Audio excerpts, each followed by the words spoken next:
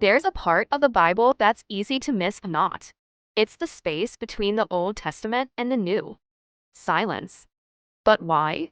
Why would the God who spoke galaxies into existence, the God who thundered from Mount Sinai, suddenly fall silent for centuries? Warned Israel about lukewarm faith and foretold that, after his words, the heavens seemed to close. Empires rose and fell.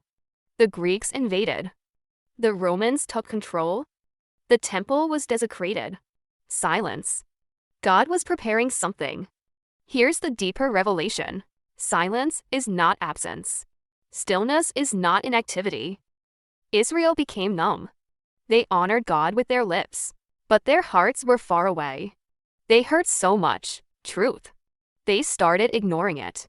So God pulled back. Sometimes, when we stop valuing his voice, he lets us feel the weight of its absence. The Greek language spread.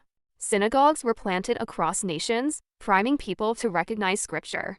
God was setting the stage politically, culturally, spiritually, for the perfect moment to introduce the Messiah. Galatians 4:2 says, "But when the fullness of time had come, God sent forth his Son." Fullness of time. Not early. Not late. Perfect. 3. God speaks loudest through his Son. Hebrews 1:1-2 tells us. Jesus wasn't just another word from God, he was the Word made flesh. The silence broke. Not with a shout, but with a cry from a manger. So what does this mean for you? Maybe you're in your own silent season. You've prayed, no answer. You've fasted, no direction. You've waited and nothing has changed.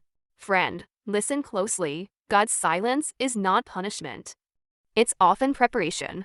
When God is silent, he may be sharpening your hearing, strengthening your faith, setting the stage for something greater than you asked for. Don't confuse silence with abandonment.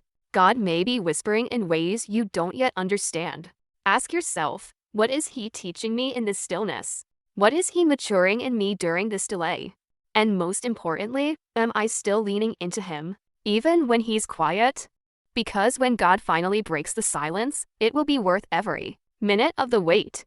He might not speak when you want, but he will always speak when it's time, just like he did with Jesus.